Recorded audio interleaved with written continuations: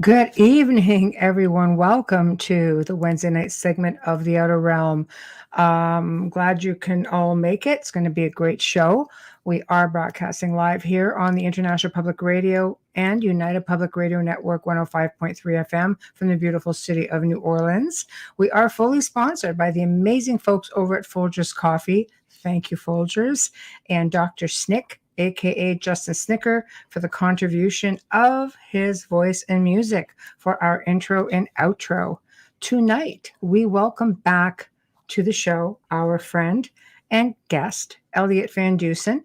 He's going to be discussing his new book, More Supernatural Encounters from Law Enforcement. He's a whole lot of fun. We just love having Elliott on.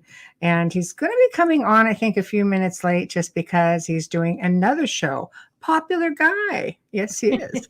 I know. So, of course, tonight, if you're looking to participate in tonight's show, we are streaming on YouTube UFO Paranormal Radio and International Public Radio. We are on Twitch UFO Paranormal Radio. We are on Facebook under Canada's Most Haunted, The Outer Realm with myself and Amelia. We are on Joe Montaldo UFO Undercover and UFO Paranormal Radio and News on the Flip Side. So those are everywhere that you're going to find us this evening. I see the chat is already starting up. Hello, Wayne. Yes, tomorrow is going to be our 200th show. Woohoo! We're quite excited about that. Hello, right? everybody. Yes. Oh my gosh. Yep. Yeah. What it takes to do 200 shows. That's I two know. shows a week. A lot of work. I haven't been there for all 200. Michelle has. But it's been a long haul, but it's been a fun journey. So hi, Jeannie. Hi, Tamara. Hi, Axel from Nicaragua. Thank you for joining us. Wow.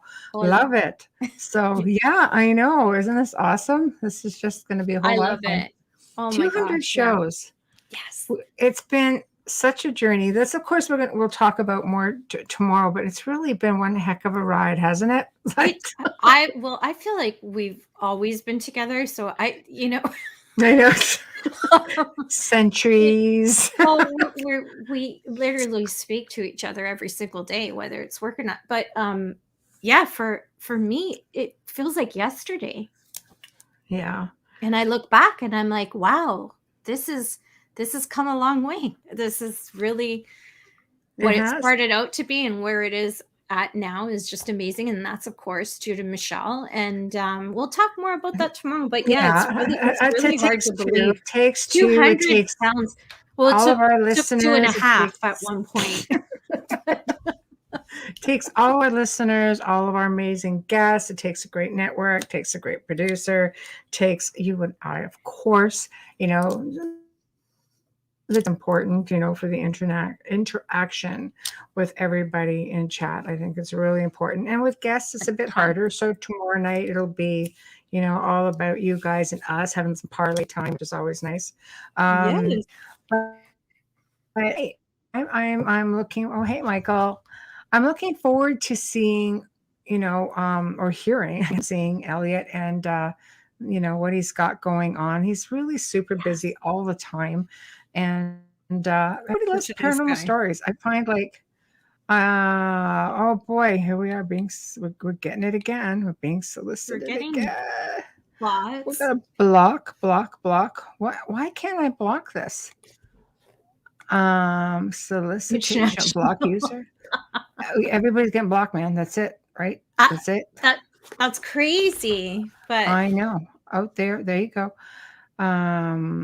What do you have? 8 listeners? Whatever. That's Joe. Joe. I'm just gonna yell hi to everyone because Michelle said hi to everybody. But I did. 200 shows. I know. Ooh. And look, we're even being spammed by I don't want to just encourage it, but online strips without clothing. Oh, is that Joe's? That Joe's account? No, that's. Are you sure it's not Joe sending that? No, because they're blocked. Joe keeps going. No, I'm just a little concerned. It might be Joe. No, in those pictures.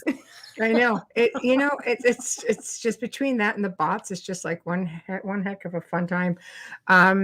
I find we've got so many of our friends who are writing books right now, and trying to make trying to make some space so we can get everybody back on. I know Richard Estep's got another book. Dan Hammond, who's been on the show, has another book. We are booking like well into the end of April into May right now, and sporadic dates throughout the whole rest of the year. So, people don't mind waiting. We don't mind booking, but it's nice to see. I've had some people message me, when are you going to write a book? Well, I don't have time to write a book. So I'm going to leave it right there. Barbara Walters waited till she was almost 80. And she said, I haven't finished living yet, so why would I write it? And I know. It's a lot. And no, Wayne, you did not write anything bad. Your books are all amazing. You got give Wayne a shot. Give him a plug. That's crazy. His books are so amazing. You can't put them down. And there's nothing out there like what he has written. No. Tell everybody about Wayne's books and how they can get them. Wayne's been on the show before, and he's got a series of books called The Vampire Tales, and it's all historical fiction about vampires, of course. And I have to say, I'm a little prejudiced because I like the prequel, which is book 4, which is my complete favorite, and because I like Templars, I like medieval times, I like and it was all places that I'd already been to. Yeah, it was hard to put down. I know. So, so it was a lot of fun because as he was writing, I sort of got a lot of the inside scoop, and I was able to say, well, this is what this place looks like, or this is what this place looks like, and this is what you should, consider, and blah, blah, blah, blah, blah, blah, blah. So it was a lot of fun. But yeah. But it's a great book, and it's not my thing. It's historically correct. It is. Oh, it is, because he's like very, very thorough. Okay, I'm going to send this to And for those of you who didn't see that show, you can find it in archive, but audio only, I believe. Yeah. What you don't know is that Wayne actually sat outside in the middle of winter in Niagara Falls, which is freaking freezing is all I'm going to say. And he actually experienced the cold, so he was able to write, because when you read his book, now I've read the 4th one first because I was told to read that one first. Well, the first one is being my God, is it ever amazing? And when you just right off from the first paragraph, Wayne just sucks you right in, and he that's perfect timing. He sucks you right into the story, and it has everything in it, and you can feel everything that he is seeing, and you experience it with every word. Right. So well written. He just lays it out for you right in front of you. The whole magic, the whole fantasy, the history, everything is just right there. You're breathing it, smelling it, living it. And it's a great, and as Amelia's talking about it, we're actually being spammed by like a XXX something or other.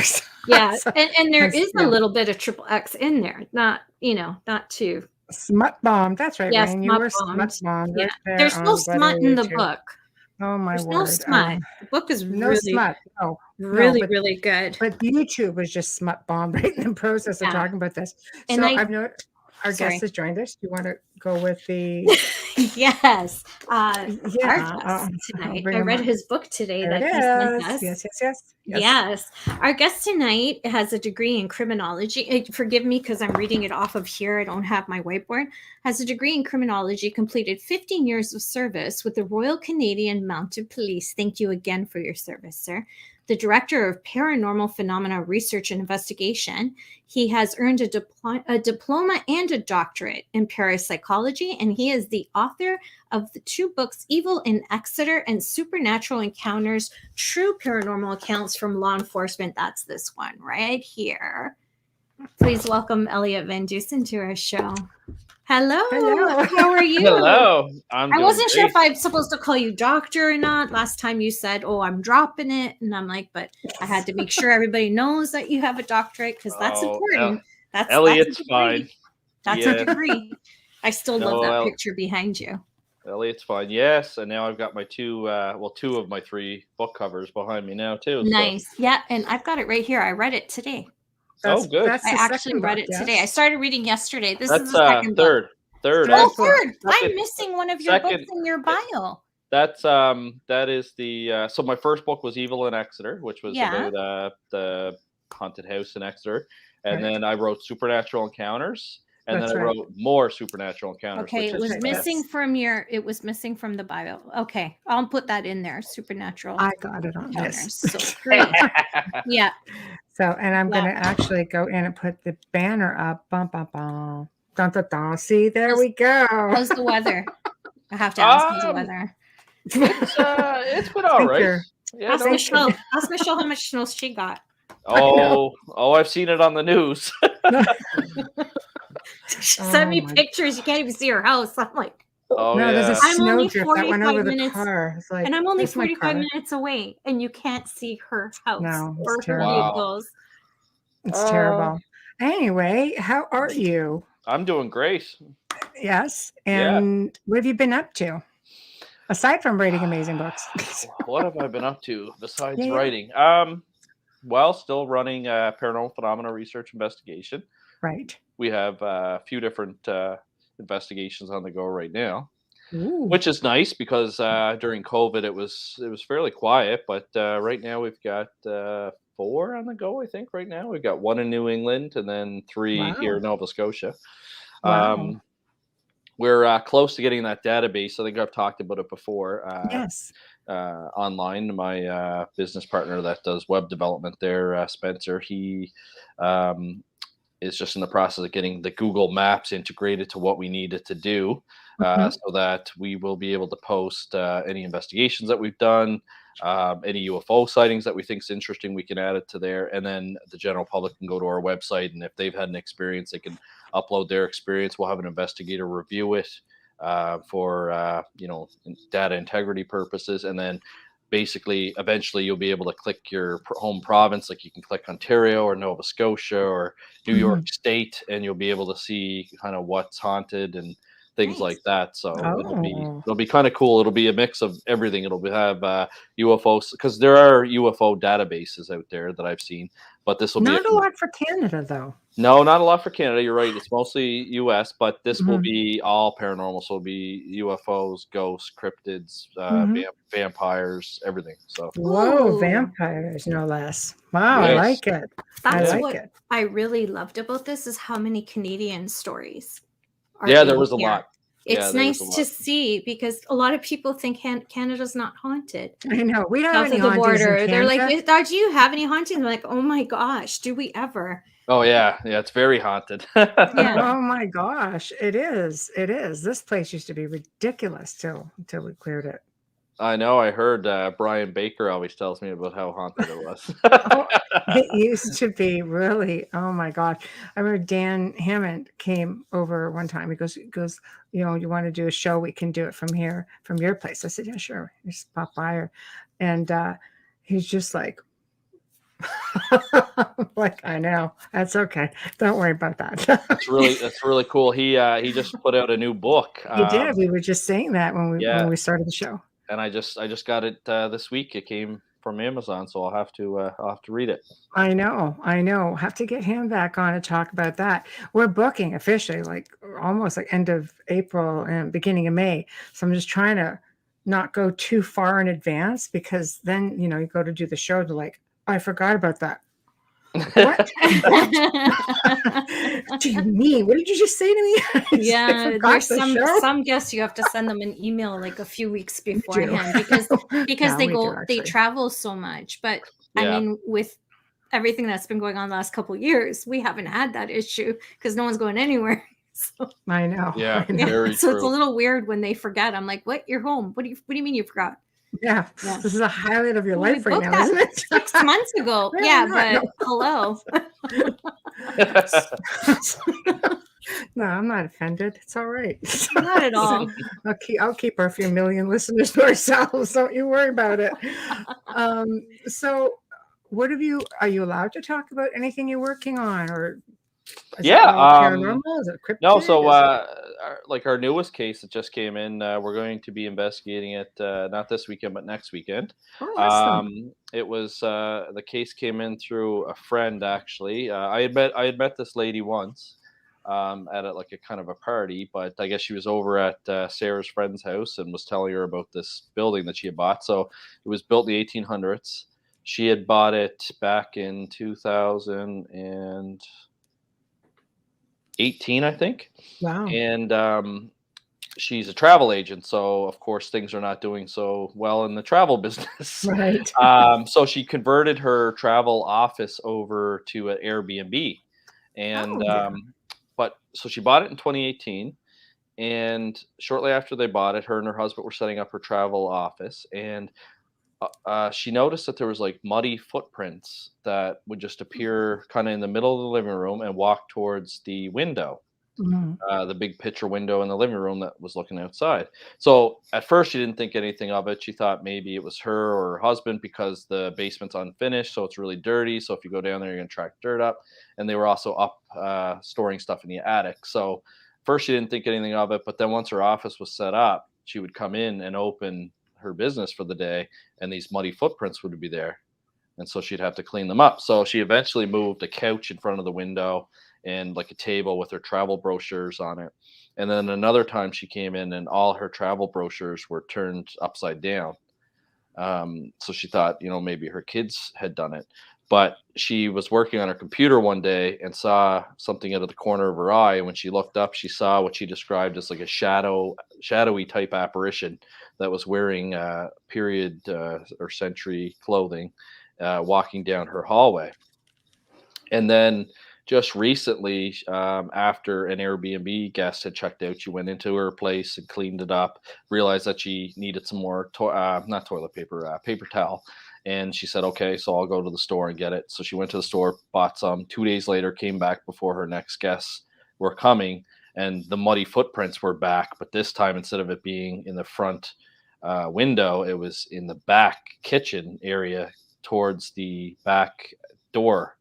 So she was telling Sarah's friend about this, and she said, oh, you should contact Elliott, and he runs like a group that investigates and things like that. So spoke to her, and she blocked off next weekend for me and another investigator to go down. So we're going to take down all the gear and see what we can figure out.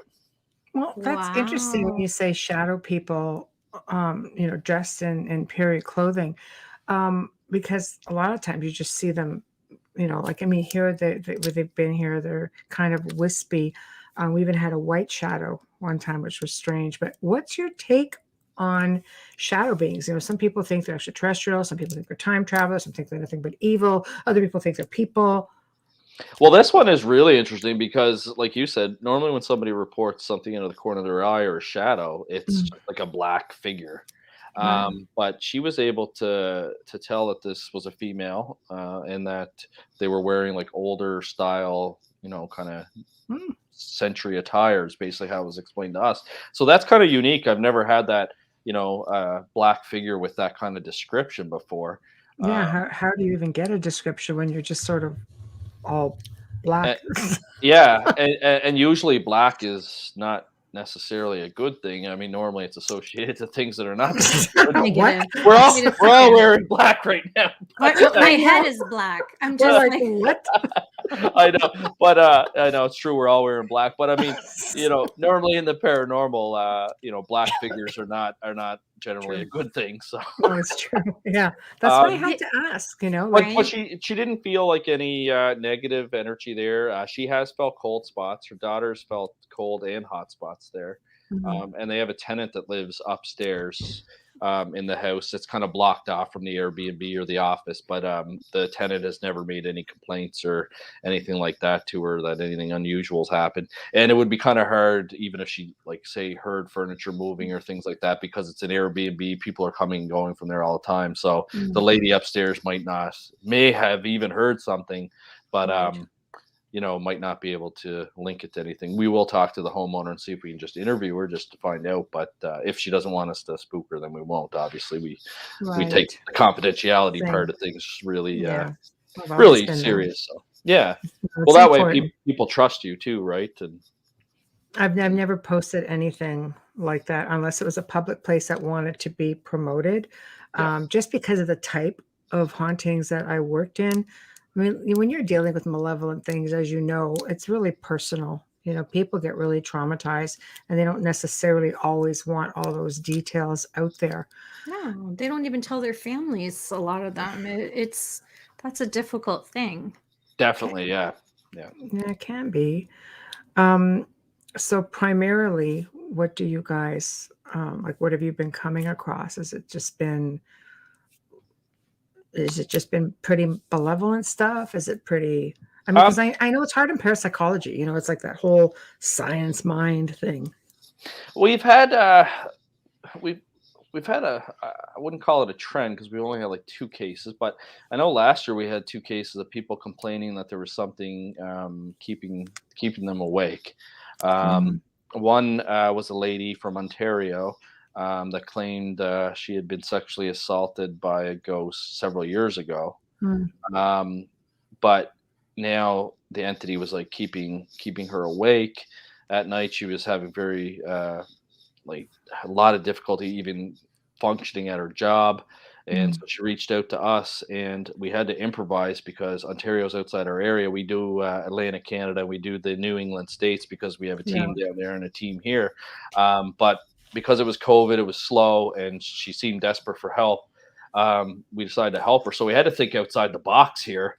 And so what we did is we ended up with PPRI. I have a subscription to Zoom, so what we would do is every night we would send a Zoom link to her, and she had an iPad, and she would set the iPad up, and we would record Great her idea. I was sleeping. just going to say that's brilliant. Yeah, And then she and must have felt better knowing that you were watching, well, right? that's the thing. So for 3 nights we filmed her, and there was nothing. You could tell she was like kind of tossing and turning in bed, but she didn't report anything. She didn't. No, she said normally there's a sensation of somebody like sitting on the bed or whatever, but those 3 nights she had nothing. So we kind of went back to the drawing board, and I talked to my business partner there, Spencer, and he said, "Well, let's do 3 more nights. She's claiming this happens quite frequently. So what's the chances that nothing happens 6 nights out of 30 days?" So we did another 3 days, and again, nothing.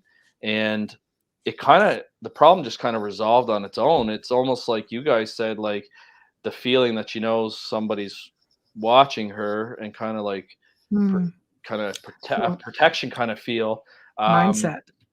she hasn't had anything else happen. There was one point, so when we did the 3 nights, there was a bit of a break, and she reported for like a week everything was fine, but then things started to happen again. So then that's when we did the other 3 nights. But Mhm. since then, what is it now? Mid-January. So this was end of beginning of November. I touched base with her and Mhm. said, like, I'll keep your file open till end of November. I'll touch base with you in 30 days. And I Mhm. touched base with her in 30 days, and everything's been fine. And then she said, if something happens again, can I contact you guys? I said, absolutely. And I haven't heard from her since. So it's almost Oh, like that situation kind of resolved Yeah. itself. So like it's a mindset thing. Do you think maybe she was throwing energy? Could have been, or it could have been the anxiety. Like if she was attacked in her sleep from Which before, you would have great anxiety going to sleep. which But brings us to this question here. Amelia, do you want to take that? yes. Chris asked, do you think the heightened stress people are under is causing more paranormal Just issues? for those who aren't watching and are just Yeah. listening. yeah, yeah, no, absolutely. I think that it can for sure. Yeah, no, I mean, stress has been linked to RSPK, or recurrent spontaneous psychokinesis, in poltergeist Yes. cases. Yes. So Yeah. I definitely think that this that could have been something that was happening. I mean, we didn't. I had to watch the video, the mundane video of her Right. sleeping for 6 7 hours, but Yeah.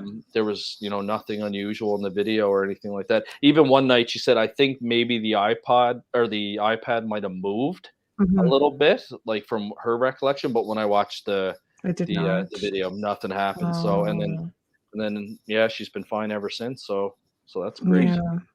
Yeah, it's difficult times, I think, when you have people who are not just stressed, but, anxiety, depression. I mean, let's face it, people are being cooped up. People are, I think, at the end of their rope, or they're scared, or there's all kinds of things, mixed emotions going on right now all over the world. I mean, the amount of people who contact us is just mind blowing. So it's, not always like that. So the last No, 2 years have been really, really funny. So it is really difficult because it's not easy to say to somebody you're projecting, energy. It is psychokinesis. You have to try to be delicate. I'll usually send a link and say, do you see anything in here that's a little familiar? Maybe, Yeah. it's delicate. It's easier for them to accept that there's something malevolent going on in the house than it is for them to think that they're powerful enough to project that kind of energy. Yeah. Yeah, and I've had cases like that where you've suggested the RSPK theory, and it doesn't go over well. But I actually did suggest that to her, and I actually sent her some information on a case that Lloyd Auerbach had investigated. It was called the Choking Ghost case, but it was basically a lady, former police officer, retired. She had been sexually abused growing up by her dad, and she was undergoing some trauma therapy at the time. And she was she was divorced in a 1-bedroom apartment, living with her mother. Her son came to visit her, teenage son, and there was no space for him to sleep. So they shared a bed together. And that kind of brought on like this unresolved trauma that she was dealing with, which started causing some poltergeist activity.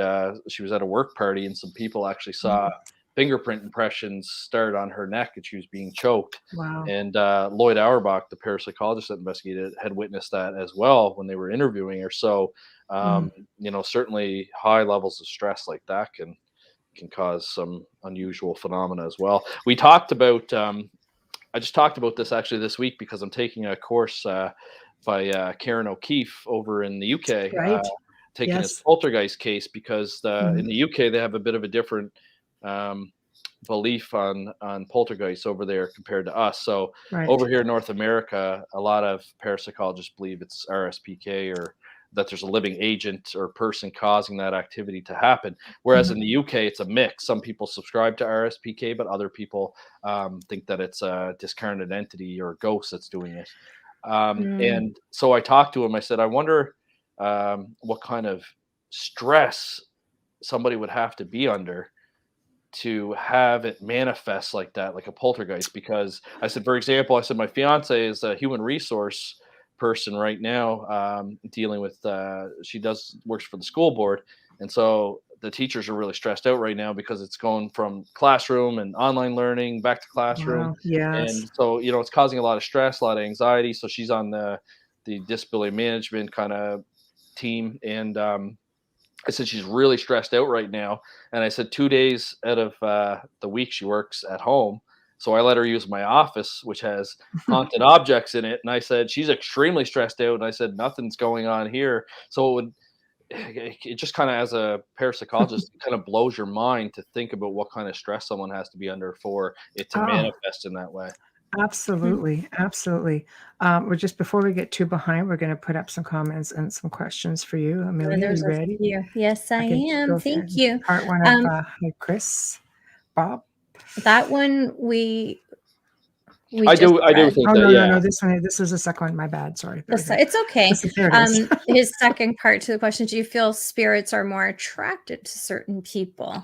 And then he says, if so, or if yes, why? If yes, why? Yeah. I do think that, and I only think that because I have some personal experience with that. But in the case from Exeter, the girl that was involved there reported that ever since she was a little girl, she had spirits around her, and everywhere she'd go, there'd be haunting activity happening. And what she learned later on throughout life is that she was very intuitive when I knew her, but they almost thought that she was she probably could have been a medium if she was able to hone in her skills. And what she was told is that the reason why all these spirits keep coming to her and her homes are haunted and things are happening is the spirits are trying to get attention to her because they pick up her energy and they think that she is one of those people that can help or that they can communicate with. And that's why she always had haunting activity around her everywhere she went. So I do think that the answer to that question is yes. And he agrees. Thank you, okay, next, you ready? Sherry. Hi, Sherry Berry. Attacks can come from associated people with attachments, and those people Elliott. are in denial. Staying calm, ignoring, and not engaging is important. Yep, no, that's true. Okay. I find a lot of people in especially like more when you're looking at the dynamic side of things. I find a lot of people try and fixate on what's going on, and that's one of the Mm, things that mm. we try and tell them is, you can't be thinking about it all the time. You have to, because if you're thinking negatively and attracting negative energy, you're going to bring negative energy to Well, you. I it's a law of attraction. Yeah. understand that because we do that, but I also understand how they feel because they're so scared. So it's constantly Oh, playing in absolutely. your mind, and it doesn't fail how many times you say to them, please don't communicate, don't Acknowledgement is record, don't empowerment. acknowledge it. Yeah, and you'll That's it. hear and then they'll say to you, I told it to go away, and I'm like, oh, no, not See, supposed. but So then you you try gotta to explain that you can't acknowledge it at all. Just no. go about like it, but it's hard. I get it. I get it. It's scary. I've been there. So I know.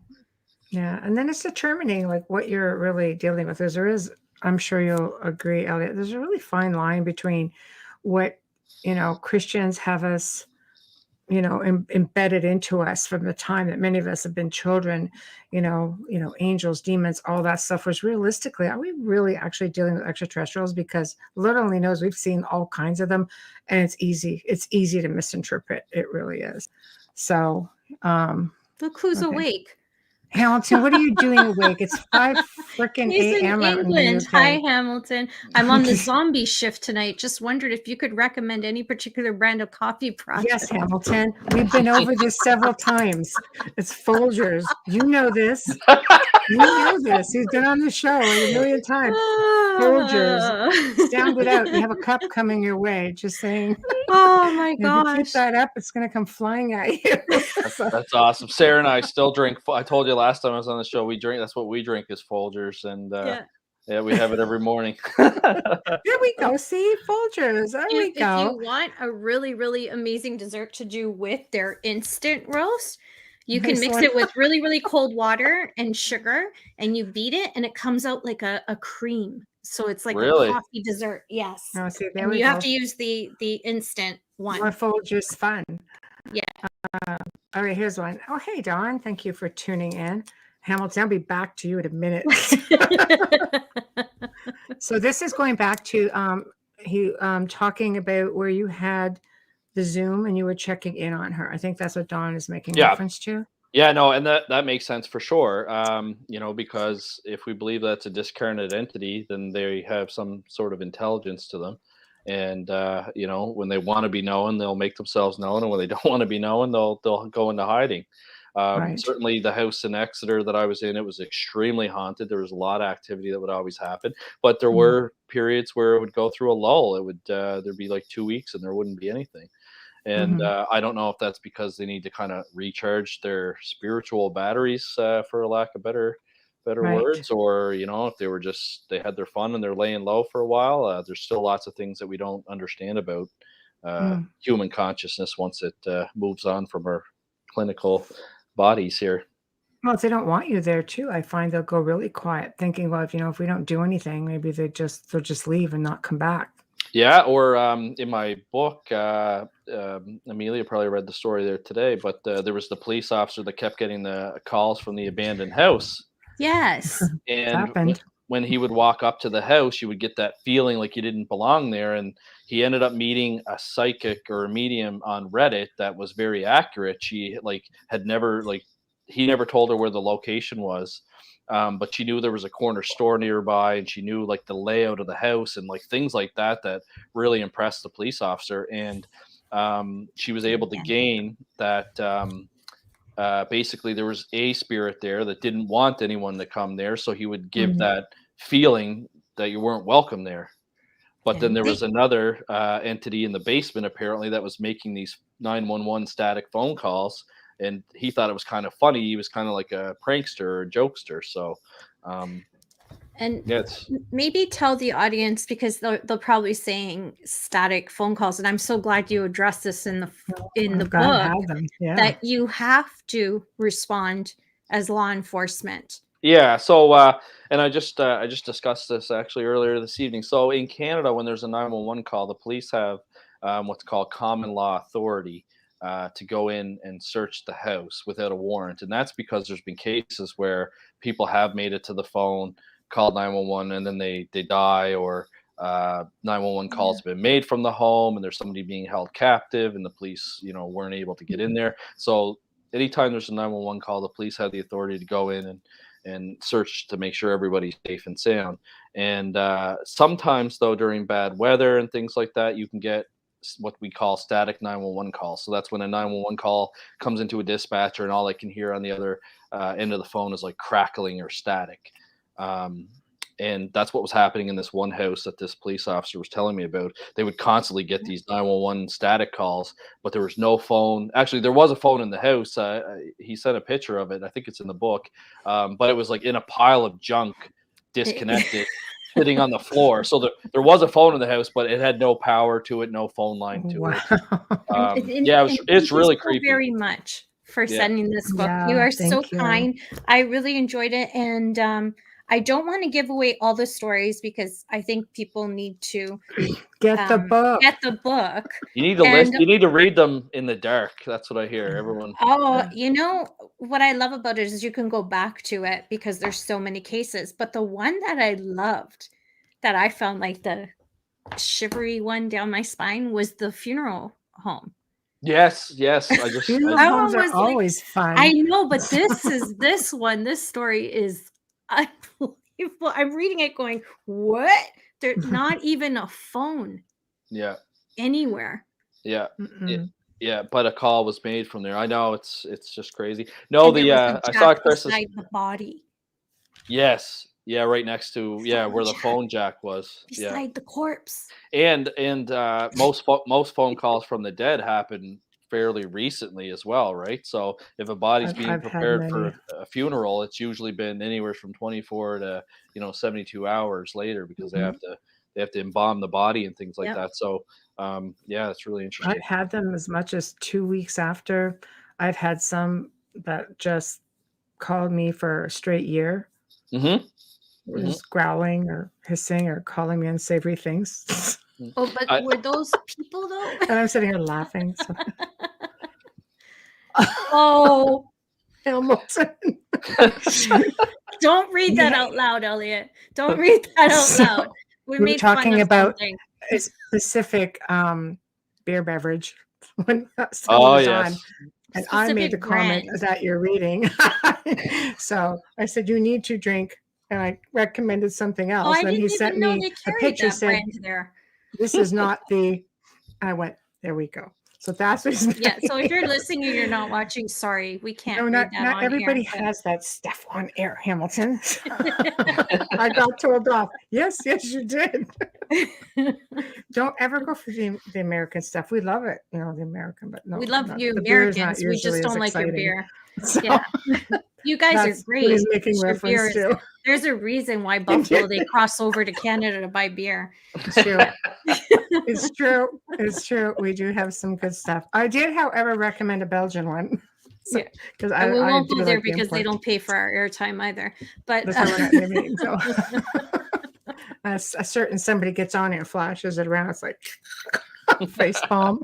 So oh my gosh. So I think the phone calls are very interesting, and I do think it would muster up a whole lot of energy to do it. Have you ever gotten calls? Because again, I think it's happened to me one time from a phone number that just doesn't exist. No, I can't say I've had anything unusual. I mean, especially in today's technology, I know spammers can clone phone numbers. There was a scam going around here in Nova Scotia where the scammers had cloned an RCMP detachment phone number. Wow. Scamming people out of money and things like that. So I guess in today's world, you have to be careful with stuff like that. But I do know that I had a friend tell me a story that one of their friends had passed away, and all of a sudden they were talking about her, and next thing you know, he looks at his phone and his phone is lit up, and it had dialed her phone number like in his phone. So I don't know if like maybe Siri or one of those artificial intelligence had kicked in and kind of heard the name and then tried to dial it. But he was very spooked because they were talking about her like in good taste, like, saying that they missed her and it's unfortunate she passed away and stuff like that. And then all of a sudden his phone had tried calling her on its own. Right. So Right. yeah.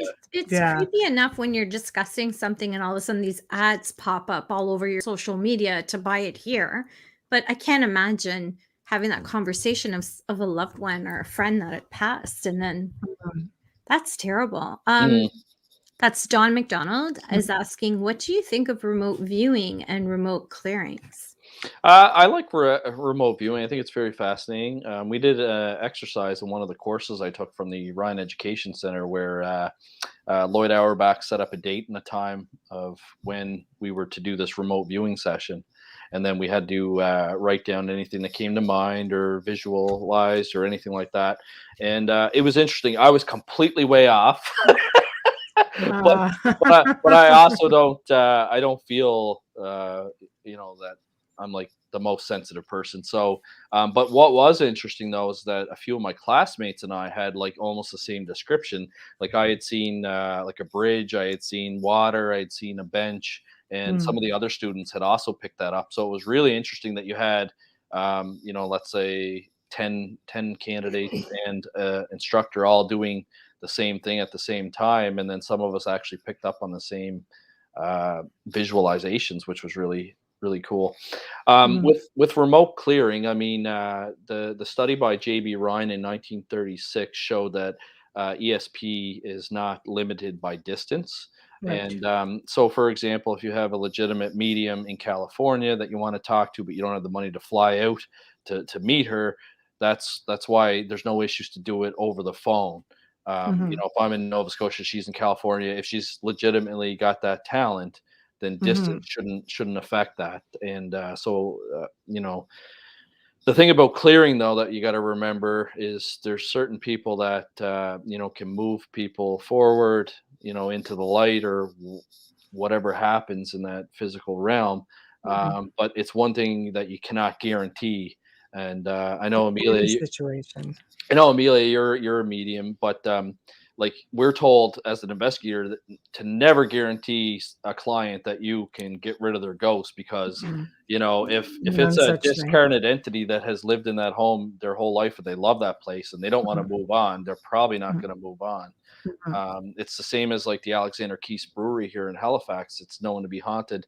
Alexander Keith loved his brewery. He loved it so much he built a tunnel from his brewery to his home 2 blocks away. Right. And the staff there still see him walking the halls of his brewery, checking up on the work that's being done there. So, I mean, somebody like me or is going to come in and tell him to leave. Like, that's just not going to happen. Yeah. Well, what do you think the rights are? I can't hear you. Sorry. What do you think that anyone has the right to send off a human spirit that just wants to be there? I always say, it's good to try to send them off, because then they can come back without all the earthly hangups if they're not stuck. If they've been moved on before and just come back, I mean, they don't have all that, all the earthly hangups that they've had before. Yeah, it's like if they want to stay there, I think that they're gonna stay there. I don't know. Like there are people that are lost. I've heard of stories like from mediums that have said that there's somebody that's lost, or especially finding sudden deaths. It happens so quickly that some people might not even realize that they're dead until things start kind of making sense to them. But I don't know. It's interesting because I don't think you can really force somebody to move on. You can suggest to them, or if they want help to move on. But somebody that's adamant that they're not going, I don't think that we can. Standing their ground. Sometimes it takes more than one conversation with them, and once they feel that, with human spirits anyways, once they feel and know that they are able to come back and visit their loved ones and see what's going on in their lives, and they're reassured and they feel confident in that, just like us speaking to a person who is physically here. Yep. They do choose to ascend and then come back, but with negative entities, it's a little different. It's not always. Yeah. And I've actually had a conversation with Kieran O'Keefe about this when I took his possession exorcism course, because he spends a lot of time studying what he calls religious parapsychology, which is basically exorcisms and possessions and things like that. And I talked to him. I said, it's my understanding that if a father is going to do an exorcism, he has to be absolved of any sins that he's committed, so that the demons can't use that against him. And he said, yeah, he said, I've talked to lots of exorcists, and that's what they told me as well. And I said, okay, so you're also a parapsychologist, though. So That's the tough one. so I said, thinking from a scientific perspective about ESP, extrasensory perception, and telepathy, I said the father, even though he's been absolved by the church for his sin, it's still in his mind and it's still in his cognition. And so if a demon is able to access your thoughts and your mind, what is it that prevents them just from being absolved by another priest during the absolution process of the church? Makes it so that that spirit cannot access that information. And he kind of paused for a minute, because you could see the wheels turning in his head from the scientific perspective. But the best answer that he could give was that possibly from a religious perspective, when you're dealing with a religious entity such as a demon, that there's different physical rules that we don't know about, or different kind of science behind that. And I mean, you can't argue that either way, because it's still a lot of things that we don't know. And there's a lot that we don't understand, But I did think it was interesting, though, because, like I said, if the priest, stole something, he knows that he stole something, and he knows that he went to confession and was absolved by it. So how does that, just by him being I absolved? think any interdimensional or extraterrestrial, interdimensional, multidimensional beings, I think they could all look beyond that. I think we have to look at religion as a man-made thing. So if the person, maybe that the priest is assisting, or if the priest himself truly believes it, I think it becomes a mindset thing. And I think then any entity would. I just find it so fascinating that, because what should happen is that if the priest did do something and was absolved for it, then he should be at peace for it, because he's brought it to the church's attention. They forgive him for it. So if the demon brings that up and says, "Hey, you stole steak from Sobeys, and you're a filthy thief," he should just say, "Yeah, I did steal something, but it doesn't bother me." You know what I mean? He's made his peace with it, and he's owned up to it. Yeah, so it shouldn't be something that totally derails the exorcism. No, I agree with that to a degree. If you're okay and at peace with it, of course they can't get to you. Because the whole thought behind that is that they'll bring up stuff to discredit you and throw off the exorcism. So I remember the first investigation that Michelle took me on. I won't talk about where or who, of course, but I remember her saying to me before we went in, "Now be careful, because if there is something here, I'm just warning you that they will throw things out there about your past." And it doesn't matter what. I'm like, yeah, I'm good. Don't worry. That's true. Yeah. I mean, if you don't want it out there, man. Yeah. I'm like, no, I'm good. Like you say, don't think about it. It's like, no, whatever. Anything that crosses your mind will come out if you have that fear. Yeah. It kind of reminds me of the scene with Ray when he thinks about the Stay Puft Marshmallow Man. That's right. I want me one of those. Okay, Sherry. So Sherry's asking, thank you. Do you feel that with the onset of cell phones, Wi-Fi, etc., that spirits, demonics, etc. ET, sorry, I'm saying etc. ET, sorry, glasses, Sherry, forgive me, have an easier time of coming into the physical dimension? Seems like it is a paranormal pandemic unfolding. I love the way you wrote that, Sherry. That's certainly interesting. I mean, technology has certainly changed the way that we investigate. I know that there's certain tools that have become helpful. for example, we know carbon monoxide can cause people to experience haunting characteristics. So last year I purchased a gas detector for our organization to bring with us on I've investigations. always used Oh, that's those smart. detectors. Yeah. Yeah, Yeah. because there was two cases. There was one in the 1920s or 30s where a family was experiencing a haunting, Mhm. and they found out that the furnace was giving off excessive amounts of carbon monoxide. Once they had it fixed, the haunting disappeared.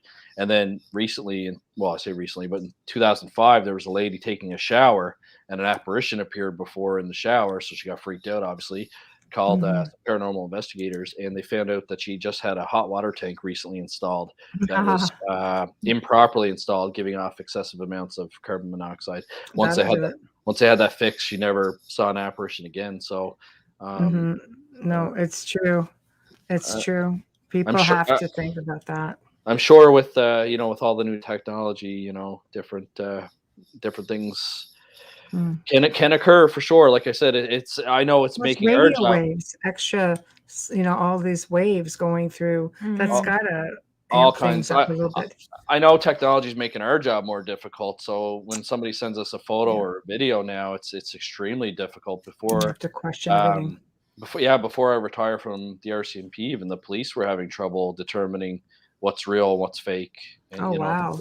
It's really The difficult, isn't digital it? technology. Yeah. yeah, and we're just starting to see these what are they called, the fake the deep fake technology coming out with the deep fake apps. Like there's a video of Tom Cruise going around Oh, where Yeah. those. it's not Yes, actually Tom yes. Cruise. No, All they on need is an like airplane. all they Yeah. need is like a few seconds of your voice, and then a few seconds of Right. audio It or video looks That's clip. frightening. it looks and sounds just like him, That's and frightening when you it think it about is. it. It's him on an airplane, and you have to know, for those of you who watch this video, and if you're going to say with that, no, there's no way that that was faked. It was faked. First of all, the time that we are in right now, no one on that airplane has a damn mask on, and you know that that is the law That's right true. now. So you have to look at it a little bit logically and know that if we can have all these CGIs in Hollywood, imagine what you can do at home. Okay. Like Well, that video is very difficult you would have to take it apart in a computer program. I couldn't believe how much it looked and sounded like him. I'm like, wait, is he doing this as a punk? And then I went, no, hold on a second.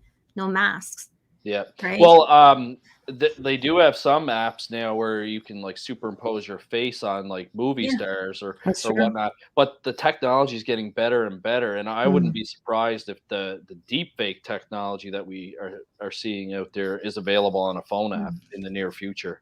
I Mhm. do know the governments are concerned about it because you could take a clip of Biden, slamming the president of China, and next thing you know, you got a war going on. It's true. It So would. You would think the That's all president it of would China take. would know about all of that. But anyways, I do agree with you. Don is asking, what do you think of using dimensional being guides to help battle entities?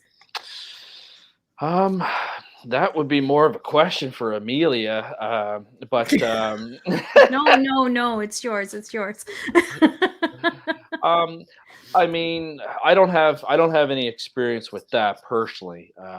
Like I've never been able to communicate with a spirit or talk to a spirit guide or anything like that. But from my understanding of talking with mediums, like that they have spirit guides, and that the spirit guides help them, Yeah. not just give them information, but help them spiritually. So, I mean, Amelia, correct me if you're wrong, but I would assume that if you were there to try and battle like a dynamic entity, that your spirit guide would somehow be able to help you out. That her name's Michelle. We work together. Yeah, of course you can. Well, I agree that most mediums do use guides, and there's a lot of people rely on angels or archangels, and they're interdimensional beings. So yeah, Yeah, definitely. I've never used any of that before for getting rid of anything. I But haven't either, like, but I is that also something more in the last, few years of yeah, working with I don't have the entities like skill that? set for that, but I Yeah, have for the Exeter case, I did bring in a medium right, because the family's priest that did deliverance work wasn't available, right. and she was able to get rid of the entity, but Yeah, very limited experience in that, just because I'm not. I I think a truly lot of believe Catholic it. priests have limited experience in that as well. Sorry. No, No, it's I true. say I truly believe in just teaching people about mindset and control and working through problems that they may be experiencing in life and just allowing them to take control. I've seen people clear their own places hmm just by changing everything up here. It's just a much longer process because it's hard for somebody who feels that they've been living like a hostage, for example, to just all of a sudden say, "Hey, I'm the boss now." Like it is really difficult. It takes a lot of work and a lot of perseverance. Here's one for Yeah, you. you have. Yes. Hi, Thomas. Thomas is a dear friend. Hello, I Thomas. respect the humility of Elliott, an expert without ego, refreshing Aw, and truly believable. it is very nice. Oh, Get that book written, Thomas, so we can have you on. That's right. Wayne, hi, Wayne. Devil's advocate here, but could the spirit vision actually have been real to warn her about the water heater malfunction? Because it would be weird that the fumes would only be in In the the bathroom. bathroom. He's got a point. Yeah, see, no, very. there's a second half to that. Once Yeah. the water heater was repaired, there was no need to have the spirit make contact anymore. That's a good point. Yeah, no, that is really great, and I don't have access to the case file. I'm not even sure what organization investigated it, but that would be interesting to have been Logic. involved in that. Yeah, yeah, no, I mean Mm, that could have been it could have been a warning for sure. I mean, mhm, a lot of times people report that spirits have appeared before them to give them some type of warning. Um, mm, you know. mm. Yeah, but I do agree. I've used carbon monoxide detectors for as long as I can remember from their primitive stages. I'm sure they're not, a little bit more elaborate now, but it is true. You people don't realize you can hallucinate, see and hear all kinds of things. Yeah, and like for example, like the EMF readers, the electromagnetic field radiation Mhm. detectors. I've used them in like it was a legitimate haunted house. We had pennies materialize, and Mhm. one of my investigators saw an apparition. But there was also we found unshielded wires Mm. in the home because the home was built in the 1800s. So I mean that. Oh, So we told Knob and tube. I was told just going to say that. so we told the family, because they might want to get that fixed because it could catch fire and something serious could happen. But um, sometimes the tools help us detect other things. Mhm. There was another haunted house. It didn't have anything to do with what they were seeing, but I did detect they had two older clocks that they kept in their bedroom, and they were giving off excessive amounts of EMF, like That's higher than what crazy. the FDA recommends is safe. So I just kind of let them know because they had some newer digital ones that were really nice looking, and those things were shielded very well. They weren't hitting on the. I used the GQ EMF 390. Mm, It's more expensive. I did just see one on Amazon tonight for 181. I think I paid mm, 300 for it. But mm, it's all digital. It actually there's no more going around with your notebook writing each room you're in and what the readings were because mhm. it tracks it all on the Oh, wow. 10 Nice. got a 10 Fancy gigabyte hard. schmancy. Yeah, it's got a Yeah. 10 gigabyte hard drive. You can upload the data to your Perfect. computer later, and it Right. actually tries to tell you what the signal is, so it can detect Wi-Fi, cellular, and electrical. So, Wow, um, that's excellent. but I'm I just kind of let the homeowners know, like you might want to replace those clocks just because they are giving off, Because they excessive. sleep beside that. Can you imagine? Well, and my colleague Dara Walsh had a case where somebody was only experiencing haunting stuff in the bedroom when they were in bed, and Right. it turned out it was the alarm clock that was just giving off, too much electromagnetic radiation. Yeah. So there's a lot of logic out there that needs to be explored. I think there's a lot of really great researchers out there who bear that in mind. And then there's just a lot who are those thrill seekers and there's a lot of little things I think that people don't think about it. Like I'll be honest, I wouldn't think of a clock radio unless your EMF detector is right on top of it. I would not off the top of my head think that it could give off that much hmm EMF hmm to cause. oh, microwaves too. Oh Yeah, yeah, right. microwaves are bad. I've stood in front of Yeah, it with an EMF reader, and like once it's running, it gives off right. a lot. That's why they tell Oh, you not to stand in don't front of them. stand in front of it. Mine, I call it a popcorn maker because that's all we use it for. I'm old school. I reheat on Um, the stove. I'm really old yeah. school. Yeah, I don't like probably too much safer. involved in my. Yeah, I'd like to eat as clean as possible. Glowing in the dark. Yeah. So It's bad enough I'm glowing from my wine. I know. That's Michelle it. keeps saying, you keep drinking that stuff from California, you're going to turn neon green. I'm like, yeah. I know. It's all field injected, drinking man. So so we're talking about hauntings, but supernatural can fall under many different labels. What are you investigating? Any cryptids? Or the whole vampire thing is intriguing. But what is anything fun happening out there in Nova Scotia other than the UFOs? Because Chris is like filled us in on a lot of UFO stuff. Yeah, Chris no, Dobbs, for those who are wondering.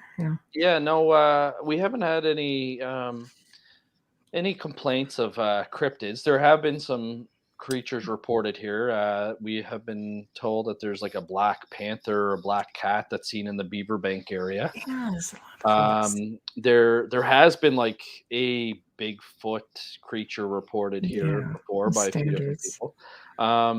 But nothing really crazy. But the black cat thing is still, could people get kind of leery like about that? And Joe was telling us about some of those in, New Orleans. We have had sightings up here in the Niagara region where our Ministry of Natural Resources actually went out looking for them and posted a big article about it. And now to hear that there's one out in like the sightings out in Nova Scotia, here I could say, wow, there's been zoos. Well, for the longest time, our Natural Resources Department basically denied that there was bobcats out here in Nova Scotia. But there's been lots of trail cams now. That's the nice thing about technology. Yeah. In fact, there was one in our subdivision because the person had the camera in their backyard and their backyard was fenced, but their dog was going nuts. And when they checked the camera, that's what it was. A bobcat had come up to the fence and the dog seen it. And then when the dog started barking, it took away, it kind of ran away. So now they don't deny it, but they're there's certain, every once in a while you get a report of a strange creature, and it's crazy out there because where you guys are located, you're sort of surrounded by, there's a lot of history up there. There is, and I always tell people, like, I just read an article this week saying that they found a bunch of pockets of fish underneath the ice in Antarctica that they didn't know was there. But if you go to Google and type in like new creature found or whatever, and go to the news section, like we're finding new species. I wouldn't say every day, but like every year there's new species of something, which is great. Yeah, so I mean, there's a lot of things here on Earth that we don't. Antarctica is the next big one, I think, isn't it? Just lost of ancient civilizations, UFO base. There's all kinds of stuff coming up, but it is interesting because they did find a freshwater lake underneath. So if you have fresh water, like there's a lake under there. Who the heck knew? Yeah, I find that stuff fascinating, like the zoology, and like there's even a shark. There's a certain shark that can live in both freshwater and saltwater, and it can somehow like travel through like rivers and things like that. So down the St. Lawrence. I mean, there's all kinds of different things out there. So for somebody to to say like a Bigfoot, to me, I would assume that it's some sort of, and I know there's different beliefs, and some people believe they're connected to UFOs and things like that. But I mean, I would assume it's some sort of almost like a humanoid, between a humanoid and a ape kind of creature, that we just don't know. There's a lot of dense forest. There's a lot of cave systems. There's places all over the world that have never been explored, never been touched. But there is that theory too that they could be extraterrestrial, or there's a theory that we're like a zoo planet and things just keep getting, have been dropped off here for like millions of years. Yeah. Well, there's an article I just recently read, but it was from a Harvard professor that had a theory that aliens created us, and it's almost like in Men in Black at the end where the cat's got the galaxy on his collar. Right. And yes. So he has this like wild theory that like basically these extraterrestrial beings created our universe, and like we're kind of being watched in a lab from the moon. Yeah, it's wild. Like I was reading it and I'm just like, wow, like that's a pretty wild theory. Hamilton. I'm amazed you're still awake, Hamilton. I know. It's just it's gotta seriously. be 6 It's a.m. 5 hours. It's 5 hours ahead I know. from us. Hamilton is a dear friend. Oh, look, we're being like smut spammed again. He brought that. Yeah, thank you for that, Hamilton. Hamilton and Carl Cookson are from the Lost Relic Hunters. That TV show that's on. Yeah. So this too alert. I keep trying to block this one, but keep giving me no. I think they're outwitting me. They're really fast. I know. Okay, well, I'm just going to assume that it's gone, but actually I've removed them about 4 times. The brain is too alert to turn off. Wow, it sounds to me like you're either into too much of the questionable sauce that we were speaking of earlier. That should put you to sleep. Or you've got something amazing going on that you need to tell us about. So I love his artwork. He paints and puts it on Facebook. You guys are free tomorrow, as of tomorrow, from what I heard. So, that should help you. Yep. Apparently, yeah, the UK Prime Minister basically said, no more COVID. We're going back to normal. Woo! Wow. Don't you find it funny that it's exactly, I'm going to ask a cop's mind. It's exactly a week after he was nailed for having parties during lockdown. Oh no, I read that article today, and that's exactly what I think he's doing. Right? Trying to take the heat off him because I know there's people trying to get him to resign. Then you guys will be locked down again in 4 weeks. Holy mother of God! It's happening. It's happening. Hang on. Wow. Oh my word. That's annoying. Hey Dave, he's here. Hey Dave. Oh my God. Tomorrow is the first day of Aquarius. That's what's going on. That's why you're awake, Hamilton, because it's already tomorrow there. It's already tomorrow there. So it's like that's what's going on, dear. So okay. So UFOs. What do you have going on? UFOs, because I know you and Chris just did an interview recently. Yeah, we talked about some historical stuff. I haven't had any recent stuff with UFOs, but we were just talking about how the RCMP used to investigate UFO sightings, and that in Canada we're very lucky because we can access those files through the National Archives. It's file number RG18, and it's got all kinds of UFO sightings from the RCMP. And how I found out about it was I was going to St. Mary's University doing my criminology degree, and I met Chris for a coffee one day downtown Halifax, and he was telling me about these UFO files that are kept at St. Mary's University, because the RCMP used to send one of the professors all the reports because he had a PhD in astronomy, and so they would get him to kind of like do like a side desk kind of investigation. And report, his findings in it. So he said, where I'm a student, I should have access to it. So I went back to the library, asked to see the Burke Gaffney files, because that was the name of the father that was priest and professor back then. And I think I collected about over 200 pages of UFO reports from the RCMP. And so I gave a copy to Chris. But it was really cool. Like there was a lot of people would report a UFO sighting. The police would go, sometimes multiple police officers. They all witnessed it. They'd write it down. They'd have to notify the Department of National Defense before they go off shift. If you did not notify them, there were some notes in there because some people, they're probably tired after a 12-hour shift and said, I'm just going to go home and catch some sleep and I'll come in early and I'll finish this report. Well, they got lamb-basted when they came back to work because policy was that you had to notify D&D right away of these events. They don't, the RCMP doesn't investigate them as much anymore. Obviously, if somebody calls 911 and reports a UFO sighting, they have to respond to it. But it's not like before where they actually had policy and things like that. So that's kind of what Chris and I were talking about, reminiscing about the old files, because he's found some really interesting UFO cases. I know I listened to the show that you guys did with him, and he talked about he's found a couple times. He's fun. Yeah, and he talked about the Lower Sackville UFO sighting, where one family, experienced a loud, noisy, crazy disturbance, and then the family next door just saw lights in the sky and didn't hear anything else. Yeah. Right? It's So, funny how some people can, like, you have two people side by side that are the same event is occurring, but yet not everyone is seeing it. Joe's yeah, theory on that is people who've never had experiences with ET won't see them. They're not meant to see them.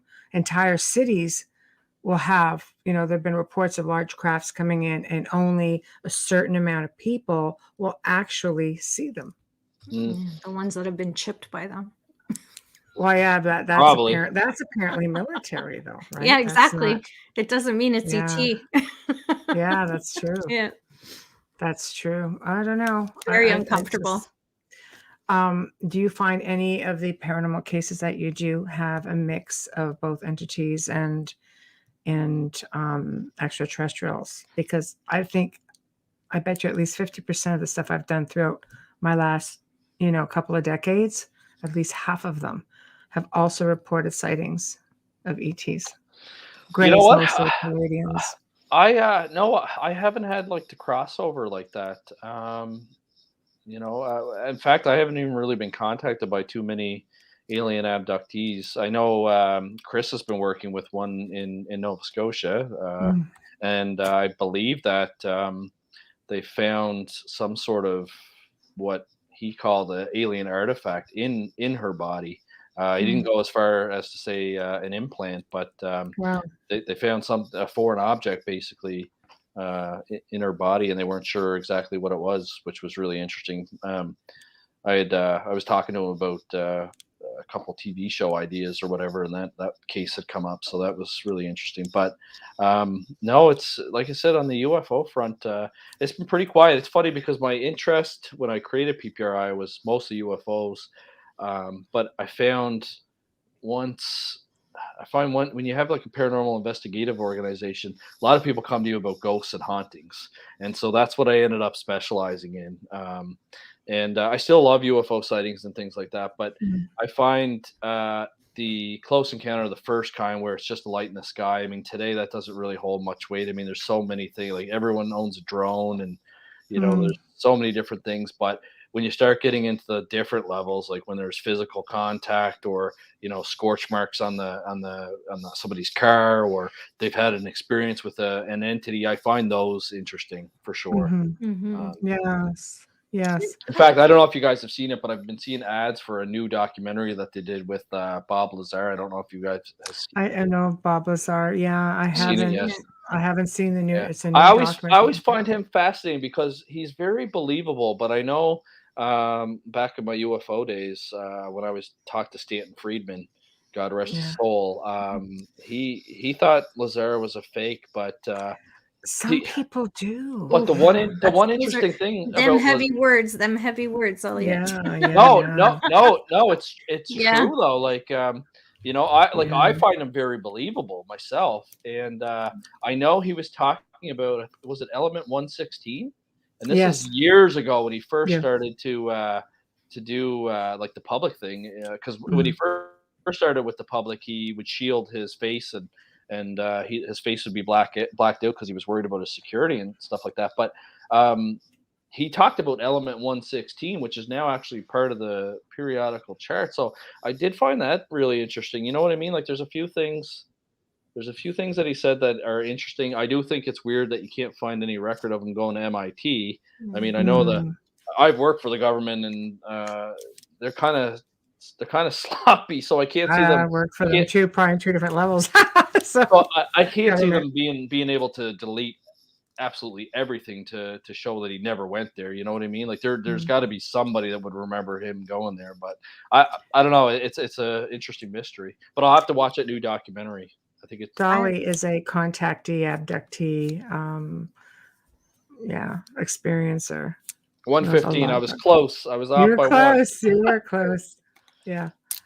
Yes. Yeah, I mean, I do find that world fascinating. One thing I do want to do is I want to visit Area 51, like the outskirts. So obviously, I don't want to get shot, but I've seen videos on YouTube where like people have gone to the front entrance and to the back entrance, and it's really like I just want to do that just to get a picture I outside think of it. they've extended that even closer to the roadway, because basically what you want to do is go camping.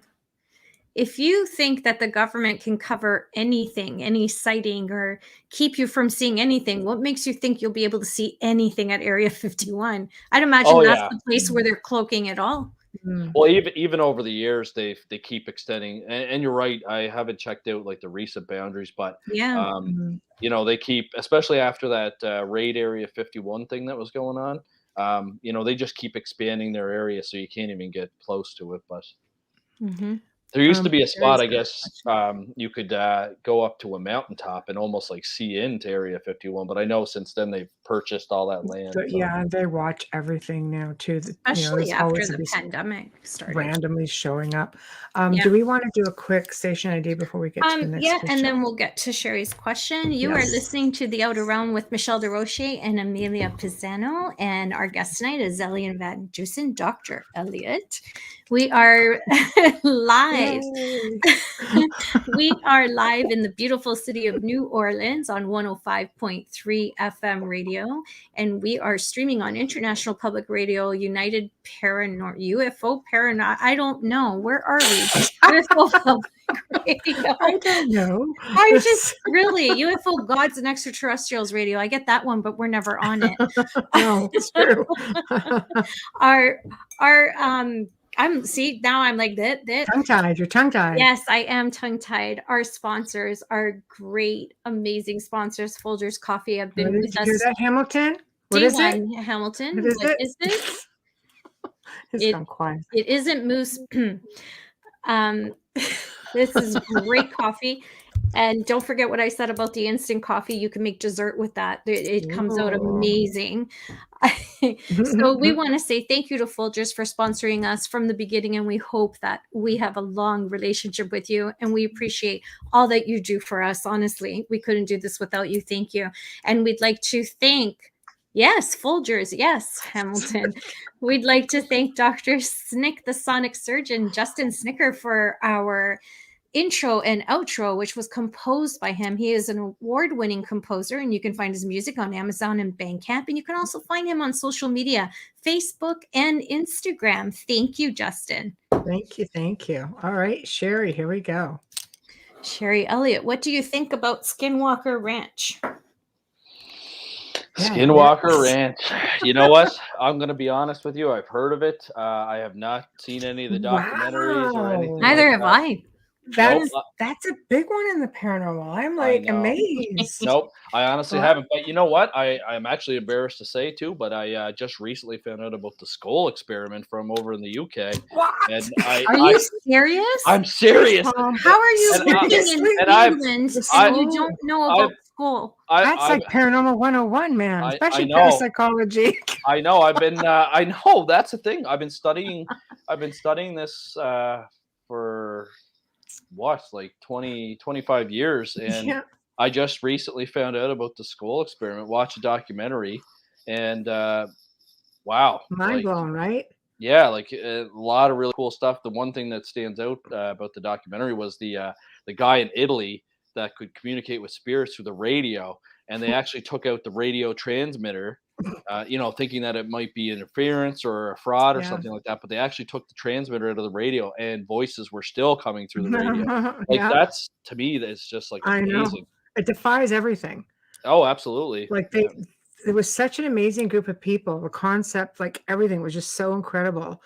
It's just, and even parapsychology is kind of like going, okay, we almost have to give it to them. Well, it's interesting because I don't trust things on TV, and rightfully so, because Daryl and I we were looking at doing a television show about investigating old cases, so like Enfield poltergeist, but using new technology and science that exists today to kind of re-examine old cases.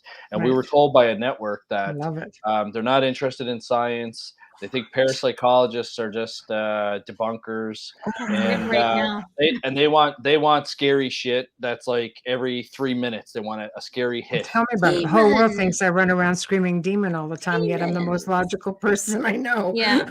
Yeah, and I was just like, I can't I even know. believe it. So like basically they give us a list of what they want, and I told the producer that we've been working with, I said, this is impossible to produce unless we either A, fake it, or B, you reapply as a drama TV series, because you Mhm. know what they want is just not realistic. Maybe you need a No. different producer, you know, if you're working with the right producers. They have a formula. That's the problem. And the formula is outdated. And I shouldn't Mm, say that because I've worked with a lot of producers, but the formula is outdated and it's always the same thing. And then all of a sudden it changes. And then it'll be like that for about 3 years. And then yeah. it's just Well, right now, afraid to get demons are into anything sexy. new. Yeah, like right now, demons are sexy on TV. Like everyone wants things to For be the last Well, 10, 10. yeah, and then 15 you've got the years. series Lucifer, and you've got all these It's everything. things right now on streaming. It's It's just just unbelievable. I don't watch any of it though. But it's the paranormal. That's what it is. It's, trying to say, like I said, I always say, I'll give you 5 answers that are logical and probable, but could it be the D word? Mhm. Maybe. Say it. I loved paranormal Okay. television like 10 It's years ago. always- It's Yeah, always the the same original, answer. the original But shows. yeah, like when Michelle did, Paranormal Survivor, A Haunting. Those ones I those like are the people's programs that I stories, love. I do too. but as soon as I they bring don't in like us the investigations. experts, which Mhm. don't exist Yeah. in that field, right? That's when that's when it changes. And I feel sometimes it takes away from the credibility of I'll never film again. but but it takes away from the credibility of the stories. Mhm. No, it's definitely like television has turned me off for sure. Just because I even saw a documentary when Stanton Friedman was alive, and it Mm, was this really cheesy alien abduction documentary, but they had like experts like Stanton Friedman and a few other different experts on there, thanks, yeah. like kind of talking about the video clips that these people had recorded and making it sound real. So anyway, I reached out to Stanton. I'm like, "What is the story with this McPherson case?" Yeah. And he's like, "Oh my lord!" He's like, "So basically, this production company came to them, got them to talk about different UFO alien abduction stories and things like that. Then they spliced everything together on this like Mm, Blair Witch type alien yeah. abduction video that was allegedly Yeah. filmed, and then they kind of pieced it all together." Sorry. So. That's me. Um, so yeah, so I really don't trust it. So even with the skull experiment, after I saw it and saw how much evidence was in there, I actually went to the SPR's website and started seeing what they say about it.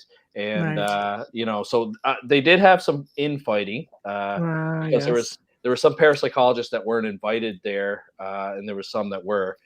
So there was a little bit of infighting, but for the most part, the SPR backs up that documentary. So. Well, I think that they look at parapsychologists as just, yeah, like the naysayers.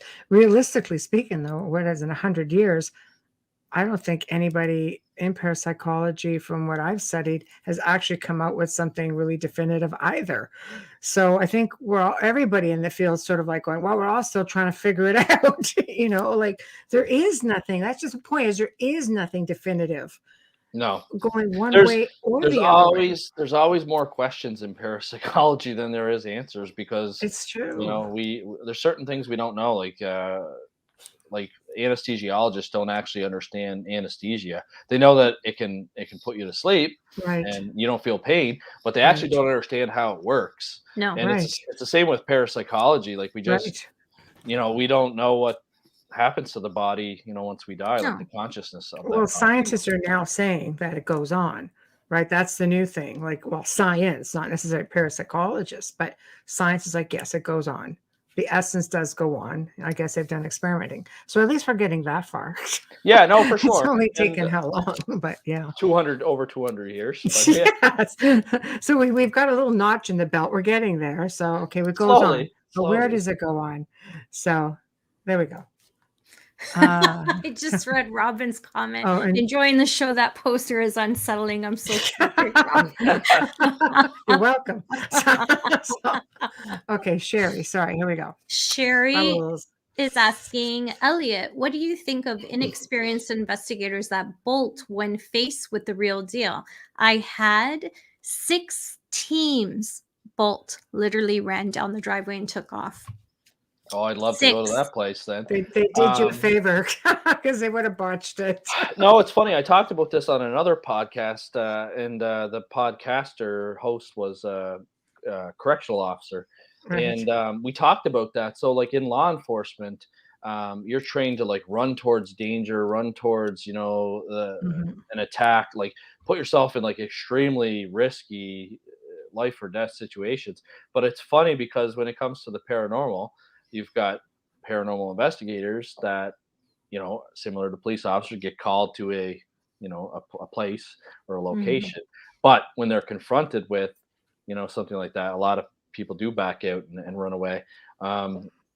It's interesting. I don't know if it's because like law enforcement, you have use of force training and things like that, so you feel like maybe a little bit more confident. Plus, there is muscle memory with some of your actions, like your self defense and your firearms and things like that. It's been proven to be, muscle memory. But I do find it interesting that paranormal investigators, instead of running towards it, they do seem to run away from it. Now, just recently in October, we held an event at the Westin Nova Scotian Hotel in Halifax, which is a 4-star hotel, extremely haunted. Although we couldn't find any stories about it, we always heard rumors that it was haunted. But it wasn't until we started doing some advertising for our event that some of the workers that used to work there started to approach Daryl and I with some stories. And while we were there, one of the stories was on the second floor, which is all their conference rooms. A lot of the staff have seen a little boy wandering around the hall, sometimes dribbling a basketball. And sometimes they don't see him, but they can hear the basketball dribbling. So while I was giving a lecture on hauntings, Daryl walked out of our conference room and went down to the Atlantic room, which is where this little boy has been seen. And Daryl walked into the room, and he was only in there for a couple of seconds. And when he turned to the left, he saw what he thought was a little girl dive underneath the table. But he said the little girl was like semi-translucent. And when she dove under the table, the actual tablecloth didn't move, but there was almost like a semi-translucent tablecloth that did move. And it really freaked him out because he's been studying parapsychology for like 40 years, has never seen an apparition before. So once he composed himself, he went over to the table, lifted it up. There was nothing there, took a couple photographs and things like that, and then came back to the room to tell us kind of what happened. But it was kind of interesting because it did rattle him. He didn't run out of the room, but for like a week or two afterwards, like he was completely rattled because he's more critical, skeptical. So for him to have seen something like that, it really, really rattled him to the core. Oh yeah, it would shake you I right can up. imagine. Your first experience, you never forget that. No, like he actually was retelling the story over Christmas to one of a girlfriend his or whatever, and started crying, like telling the experience. Like that's how much it affected him. And he's a professional parapsychologist that's been doing it for over 40 years. So, I don't know. It's a tough one. I haven't seen an apparition myself. I've experienced haunting characteristics. I've had footsteps approach me. I've seen doors open and close on their own. I've seen a doorknob turn while I was in a room and open the door and there's nobody on the other side. But I didn't flee. I don't know. It's I got more. Apparitions are hard. The apparition might be different. I mean, unless some people say they're not translucent. Some people that see them say that they look as real. I've had solid ones where I thought for sure I was talking to an actual person. Then your spidey senses tick in, and you're just like, I'm gonna poke him. This is a little friendly poke and just see if he's real. One of the first stories you could do is get upset, One of the first stories I heard about the Westin was from our dog groomer, and she used to work there when she was a late teenager. And she said one night, so I guess the employees used to be able to rent the hotel rooms for really cheap. So she got her parents a hotel room for the night, and they hung out downtown Halifax, and then they went back to the room, ordered room service. And because she worked there, she thought, oh, I'll run the dishes down to the kitchen and kind of save them some work. And so she took the service elevator, but when she opened the service elevator, there was a man standing in there with 3/4 length black trench coat, had a black fedora. He was looking down so she couldn't see his eyes. she's like, oh God, like who's this guy? Should I get on this elevator? You know, she was a young, attractive 18, 19-year-old Scared. girl. Yeah. She was nervous, so she said, you know, she's from Cape Breton, Nova Scotia, so she's extremely friendly. So she's like, "Hi, how's your evening going?" And not a word from him, didn't even look up. Crickets. Yeah. So she made the decision, even though her gut told her not to get on the elevator. Got on the elevator, hit the kitchen floor. Elevator comes down, door opens up. She steps off, turns around to say goodnight to the guy. Gone. But he was as real as you or I were. He wasn't translucent or anything like that. And the only way that it had to be a ghost because he wasn't Yeah. pulling a Bruce Willis going up the shaft while she's Right. you know, going down a couple floors. I mean, it had to be an apparition. So For those of you Right. non-fans, Die Hard is That's what right. That's right. he's referencing. I'm the pulp culture queen, so I'm just saying. Hey, Hi, speaking of Brian. Hi, Brian. Hi, Brian. Another question for you. Go ahead. Thank you. Dave Petrella asks, hi, Elliott. The thoughts on Oak Island. Have you been? What is your feeling on the energy there? That's a good question. We've never asked you. Yeah, no, you know, you haven't. Yeah, Oak Island's only about 35 minutes from where I live. So I've been there a few times. Before you could not even go on the island. That's before the TV show. It was always blocked off. And then now with the TV show, if they're not filming, they'll let you go onto the island, but you basically can only go to like a little tourist thing that they set up. And Right. it is kind of cool. It's like a unofficial museum, and they've got all the different artifacts that they found. Like there's a couple of coins and some like spearheads and things like that Yeah. set up there. It's really, really cool, but they're still really strict on access to the island, Right. especially like I said, when they're filming, they won't even let you go on the island. Right. But it's I didn't get like a bad vibe on the island. I get like a really like excited feeling. Like it's kind of cool. It's exciting. It'd be neat to like. It's not all heavy because it's being so disturbed or disrupted. Like No, not at all. the native energy, like our indigenous community up there, you know, everything they're finding that they're not allowed to touch. You would think that that would be almost taboo because that's land that they don't want disturbed. Yeah, and they've been digging that for years. I mean, they do find like Yes. interesting things. Like they have Yes. found Yeah. coins and things like that, but Sure. they Yeah. haven't found the big treasure. Yeah. That they told us. Are we ever gonna find that treasure? Jesus, how many seasons in are we? I'm getting frustrated. Quite a I have few. never watched an episode beginning to end. I've only caught clips of it. I think I'm the only person that hasn't seen it in this field. I don't know. I just have Wayne going blah blah blah blah blah blah blah.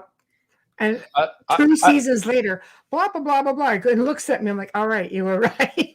Yeah. I've seen like the sporadic episodes, but there was one cool Yeah. episode where they brought in divers that are trained to work in like confined spaces, and Yeah. they tried to send them down to like one of the areas that flooded, but it's so dark and dingy down there, you couldn't really see anything.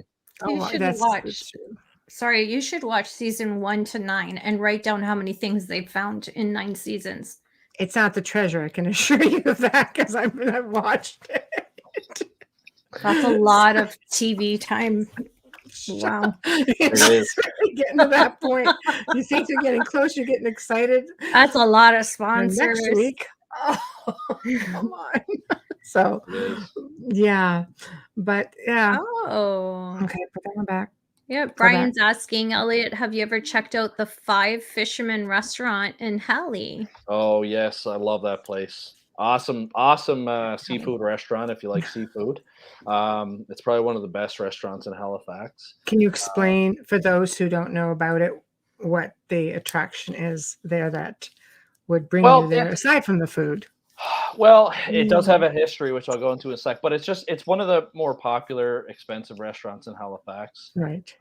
Very beautiful inside. They've renovated lots of times, but it has kind of a dark history. It used to be a funeral home, and it has housed bodies from both the Halifax explosion and from the Titanic.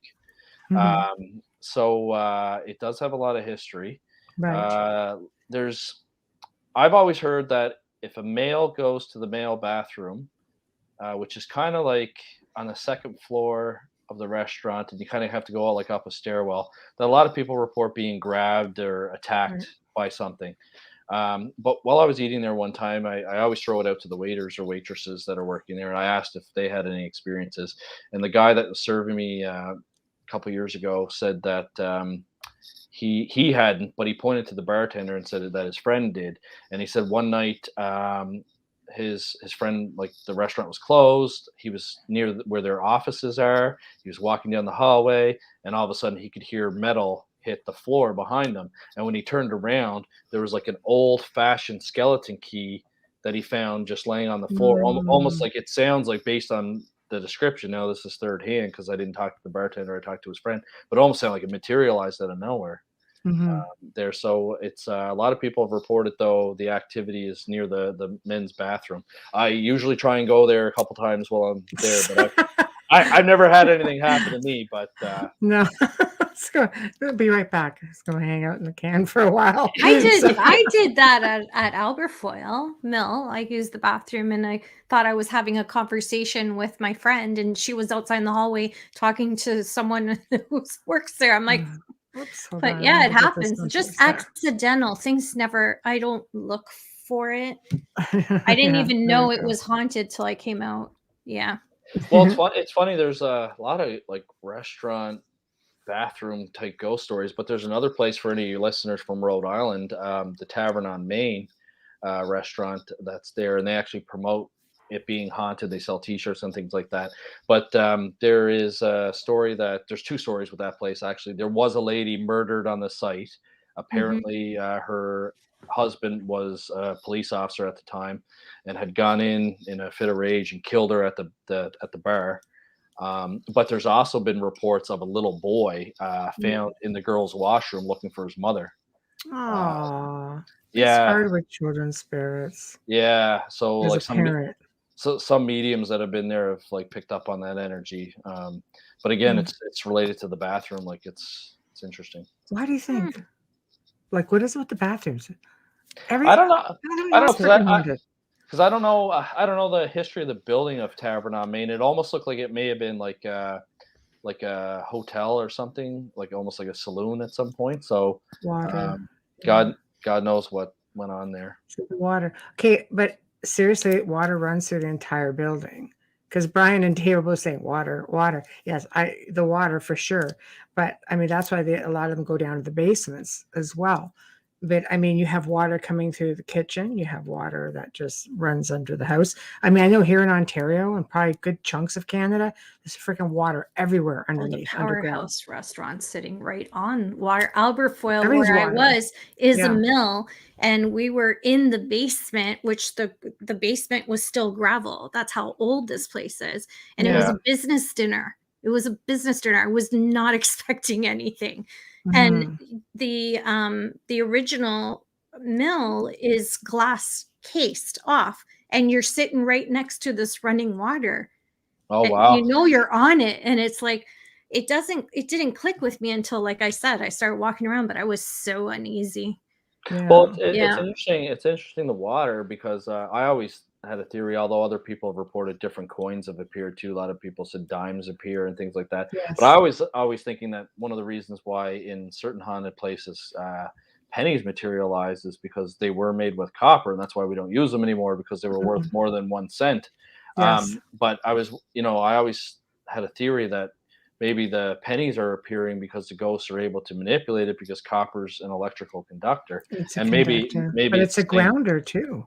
It is a grounder as well, yeah. But maybe it's the same theory with the water too. Like, water can be a conductor as well for energy. So I know in this house, when we were filming, there was a show filming here, and they were dropping dimes and nickels coming right out of the ceiling. That's never happened before. We were like, did that seriously just happened in our house? Yeah, Canada hasn't had a penny in a few years. And it's funny how everybody that you that tells you their story of, oh, is this a sign from my loved one, is saying, I saw a nickel, I saw a dime. And I'm like, that's hilarious. Even the other side knows we don't have pennies. $1. Yeah, it's funny. At the house, I remember them joking around about the pennies appearing, because they're like, why can't they be dropping $5 bills? I know. Just leaving. I've done cases where they've left coins. Like, in people's shoes, but they end up being really old coins. Mm. You know, Yeah, from there's been like, some really interesting cases. We actually yeah, have in Nova Scotia, we've had 3 big poltergeist cases. One is obviously the Esther Cox Amherst mystery. yes, The other one is the fire spook of Caledonia Mills.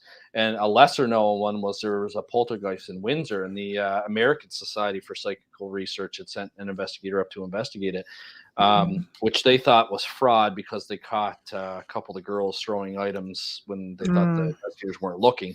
But almost like the Enfield poltergeist, where the girls were, they were playing a bit of tricks, but then there was some other stuff that was unexplained, like the that was police really officers. going on. Yeah, like Yeah. the 2 police officers that attended and saw furniture being moved on their own accord and things like that. So I don't think like just because you catch one aspect of fraud happening that you toss the whole thing out. But in the Windsor poltergeist case, it was interesting because there was like coins, foreign coins, like from over in Europe appearing, like just materializing. So it's really interesting.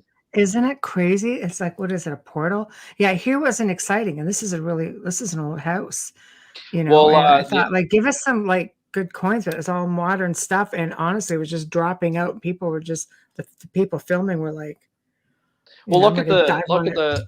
look at the items that were materializing during the skull experiment too. They had flowers. Oh, Um, yeah, they had like yeah, like different like cufflinks. Like they had all kinds of different things showing yeah. up.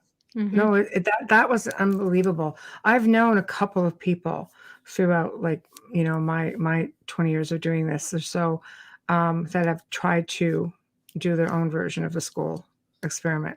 Any luck? It's I don't think they had any luck. They didn't follow up if they did, because I know at one point I said, you know what, if you can get someplace with this, like, we would love to bring you on to the show, because that would be such a I would love to, I would even like host something here and do it live, because the house is really haunted. And I think it would be an interesting thing to try. Oh, definitely. Like in Canada, there was the Philip experiment that was done in Yes. Toronto. That By was so the crazy. That was Yeah, crazy. yeah. So in the Toronto had Society for Psycho Research, which I found out by talking to the Society for Psycho Research that they weren't actually together. So No. this group in Canada just called themselves Toronto Society for Psycho Research, but they basically wanted to create this fictional character named Philip, and they gave him a backstory It's like and Slender Man. basically created like Tulpa. That's a their own tulpa. their own poltergeist basically. Yeah. And they sent the wraps off to be analyzed, and the acoustics from the wraps were different than a normal wrap on the table. Wow. And it's the same with the knocks from Enfield as well. They analyzed those, and they were different as well, Right. compared to normal knocks. So it's really interesting. They didn't go as far as getting stuff, materializing or Teleported. dematerializing. Yeah. But it still goes to show you that when you get a group of people together, like the skull experiment or like the Toronto SPR, Mhm. you know, It is fascinating. I mean, to have true poltergeist case, you look at the ancient Ram Inn, in the UK, and of course talking to Bill Bungay, who owns like the Black Monk House, which has been renamed in UK. We have a standing invitation to go there. I'm like, come on, COVID, just I know, right? just like want to go to this Black Monk House. But I mean, no one's been able to debunk that place for this poltergeist activity. And apparently it's just like through the roof. He bought this place because he's a film producer, and he just expected, like, being very skeptical. He expected like nothing, and he was just like, He stayed there. He stayed there. repeatedly. Yeah. Oh yeah, he said, like, I can't even come up with something to debunk it. Is there any place, like, once kind of COVID settles down, that you guys are planning on going to, or? I would do the list. Black Monk House. That would be a good one. There's a I want to whole get back list. to Europe. I love going out there. So, we're actually looking to buy a house at one point before We this. need, Oh, wow. we need to take a stroll through Scotland. I love Scotland. Yeah, a little I stroll. love Scotland. Just a I little know. stroll. Yeah, I I'd know. love to get over there myself, and It's beautiful. I've never been over there, but I mean they have such a haunted history as well. I mean, there's They do. inns and hotels and Too. taverns, and Whenever I travel, I try to stay in someplace haunted. I did when I was in Scotland, on my last trip, and then down into the south of France, and it was the same. It's always exciting when you're just laying there and you see somebody walking around, like, because you could see under the door. Someone's walking, open the door, you're all excited. It's like nobody's there. It's like, close it, do it again. It's a lot of fun. I made it doesn't take much to amuse me. I made a mistake once. After Sarah and I had met, we decided that was enough. So I wanted to get a vasectomy, but they did like a no needle, no scalpel vasectomy in New Brunswick. So we had to travel from Nova Scotia to New Brunswick. So I booked an Airbnb, and this was like a home that was built in the 1800s. It had like the historical plaque on it. And so I messaged the owners, like me being me, and I'm just like, hey, like coming to stay at your place, like just wondering if anything like strange has happened there or whatever. And they wrote back like, well, what do you mean strange? So I explained to them, I want to elaborate. Yeah, I explained to them, paranormal investigator and this and that. Oh my Lord, they went up one side, me down the other. They said, no, nothing strange has ever happened there. None of our guests have ever reported anything there. Didn't want to talk about it. They're like, we don't want any of that brought here. And I'm like, okay. I was like just asking. And Sarah's like, Elliott, you're gonna get us kicked out. We're not even there yet. And then at least meet the people first, Elliott. And then I've never had this happen, like, because I don't stay at too many Airbnbs, but like the guy showed up about a half hour after we checked in. So I think he was like coming to make sure like I didn't have like a Ouija board out. Oh, this is true. You're gonna stir shit up. But the place was really cool. Like it had a games room and like a pool table in it. And it was like a really nice. The floor was original, and but we slept there and like nothing happened that night. But I hate that when you have all these maybe that's the problem. It's having those high expectations because you hear all these stories. And I'll specifically go stay someplace, like when I was in Romania, I'm thinking, oh, this is it. We got a million freaking recordings.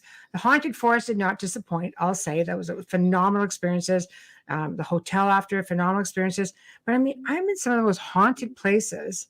I'm thinking, okay, I'm staying in a little place not far from Bran Castle. This is really exciting. And I had, nothing. And then another morning, it's just that something's right in my ear going, Michelle. It's like that, like right in my ear. I jumped out of bed, startled me. I thought it was, my girlfriend, Melissa. And I look at her, and you can't wake her up. A train can't wake that girl up. And I'm looking at her, so I'm all foul because it was like 6:30 in the morning. It's like, we're not morning people. Oh, no. You needed your Folgers, Michelle. I needed my freaking Folgers. Exactly. Yes. I couldn't find the Folgers out there to save my own life. So just like, who dares interrupt my slumber, Yeah. But so I have full on attitude and realized, holy shit, I just had a pretty interesting experience. But I think we go in there with such high expectations. Maybe it's that high expectation that, they're like, oh, no element of surprise here. So we're just going to give you nothing.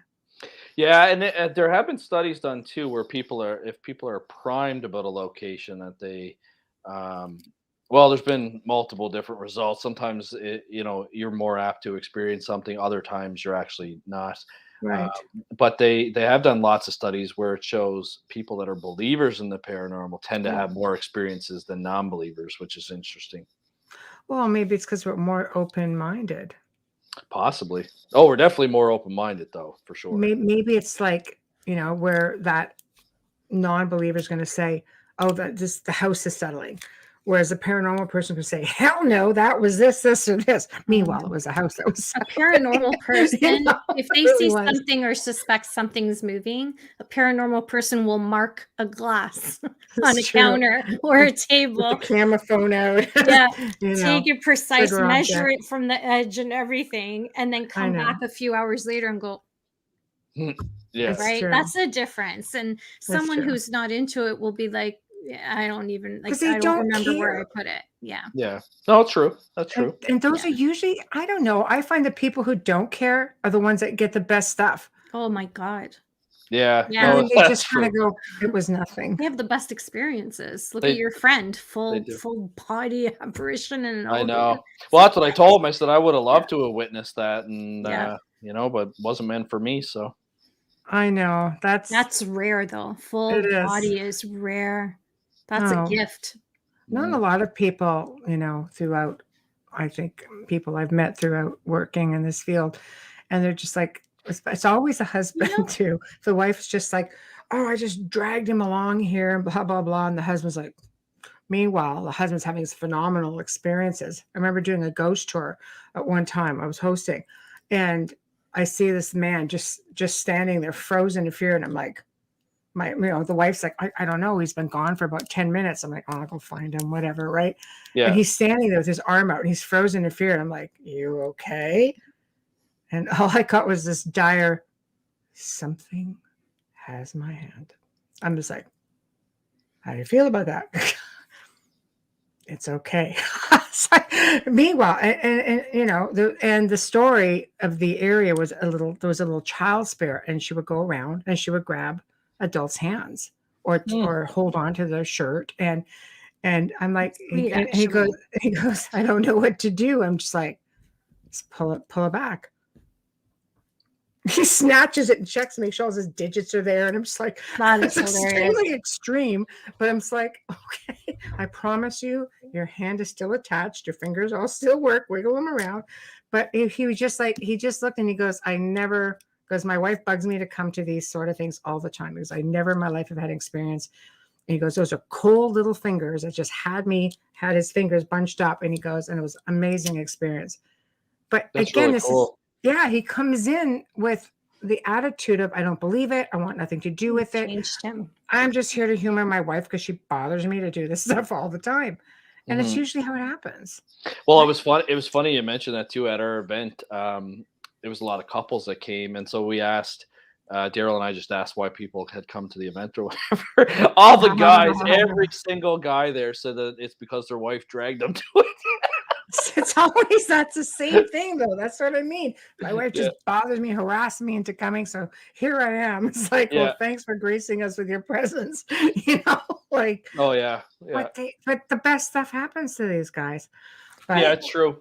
I think they have great visuals because the spirits have to try even harder because they're not as sensitive. So they really have to manifest something where someone who's sensitive will catch that shimmery and know what it is. So sometimes I wonder if it's got anything to do with that. I don't know. Shimmery things could, in my experience, I've had shimmery things and they're usually extraterrestrials. Yeah. You know what I mean? Like a faint apparition or a partial apparition is very common for mediums and then you see people who are, they're probably in tune and like everyone is, but they don't use it. And then all of a sudden they get the full body apparitions. It's like, what the hell, right? But they would have to manifest and work so much harder to get that and probably takes longer. So that could be why they're getting the full one because they're like, hey, you don't see me, where mediums will see that faint and start communicating and they don't have to keep working at it. I don't know. It's a thought. Well, it's definitely a puzzle we'd like to solve is, why do some show up as partial? Why do some show up as full apparitions? Why are some translucent? Why are some like a lot of people have seen a full body? I've seen them all. Like I'm very fortunate that way, but it takes a lot of energy to manifest. Maybe it comes down to something as simple as that's all the energy they have to muster up. Yeah, and that's kind of what I believe too. Like in my heart, I think it takes a significant amount of energy to materialize like that or to control. Like that's what I found about the Exeter house. It would go through periods of quietness, and it's almost like the entity there was like trying to recharge itself because it had used all this energy to like manipulate children's toys and turn fire alarms on and off, and open doors and things like that. There's just so much that we don't fully know yet. Exeter is a portal. Just Exeter has a lot of stuff. I noticed Dave asked about Sherbrooke, Nova Scotia, but there is Daryl and I have been kind of looking into. It's almost like the Massachusetts Bridgewater Triangle, but there's almost like a triangle of paranormal activity up around the Sherbrooke, there is New Glasgow, Antigonish area. So once we get our paranormal case map live on the website, it'll be interesting to plug in people's stories and experiences there and see kind of what shows up on the data. That would be one I'd really be interested in following along, because that is an active area, but there is, a triangle said to be up there, and there's a lot of stuff. There's a lot of reports up there. Things going missing, UFOs being seen. Yeah, Um, UFOs. There's been, like I yeah, said, I think the Bigfoot sighting was up there. yeah, Caledonia Mills, where the fire spook was, would have fell in there. in So there too. yeah, Yeah, that's yeah. nuts though. But so it is that time again. So this is a part of the show, of course, where it's always sad, because we're always having a good time when you come on, but you get to promote yourself and what you have coming up, and what you're planning on doing, and just promote. How can people find you, and how can they find Um, your books? More Yeah, importantly, the best way to find me is just our website. It's Paranormal Phenomena Research and Investigation. So it's ppri.net. right? It's got our contact form. It's got my biography. It's got a store section which leads you to links to my books. You can also get my books on Amazon, Chapter's website, and Barnes and Noble. If you're in the States, you can get it through their website as well. Hmm. Don't really have any like projects on the go per se, just a couple of investigations that we're working on. And how Uh, can people reach you if they have a story they want to share, if they need your assistance or your it's just, expertise? yeah, you can either go to ppri.net and go to the contact us section, or my email is Van Dusen, VanDusen at ppri.net. You can send me an email, or if Van Dusen is too long, just type in info at ppri.net, and it will come to our organization. The message will get filtered to me. Um, and Yeah, the books, I spend more money on PPRI than I do selling books. So any book sales I get, the money probably is just going to go back into PPRI anyway. We always buy new equipments, or There you go. um, we like this investigation coming up, for example. We have to travel and things like that, so there's always expenses involved in Of investigations. course. Yeah. Yeah, that's always to a good cause. For Well, sure. thank you for coming Yes. back on. It was a lot of fun, and really anxious to see what you guys have coming up, and keep in touch over the course of the year. Yeah, And well, once Spencer has the paranormal case map live, I'll yeah, let you guys know. okay, that would Yeah. be great. That Thank would be you, great. Elliot. So Again, thank you, Oh, thank no you thank again you, problem. for the and book. take Love it. care. Thank No, you. no See- problem. Making sure everybody can see this. Yep, absolutely. Hey, thank you, Elliot. All right, Good guys, take night. care. Hey, All You right. good too. night. Good night. All right, good night. Yeah, it's midnight for him. I know. Well, we have come to the end of another fantastic segment here on the Outer Realm. Big thank you to Elliott Van Dusen. He's always a lot of fun. It was such a pleasure to have him on. And thank you to everybody who tuned into the chat room.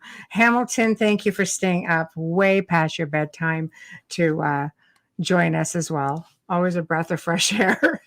And big thank you to Folgers Coffee for sponsoring us. You have no idea how much we love you guys. Big thank you also, Dr. Snick, aka Justin Snicker, for your music, your voice, for the intro and outro.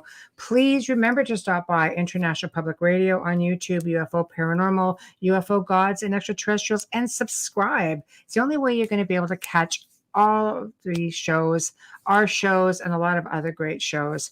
There's always something playing on there. So check them out. Don't forget about us on the Outer Realm on Facebook. Give us a like and follow us along. If you want to contact us, please, the only thing that we respond to is the email, just because I know myself, I've got several group pages that I'm on, and it's just overwhelming.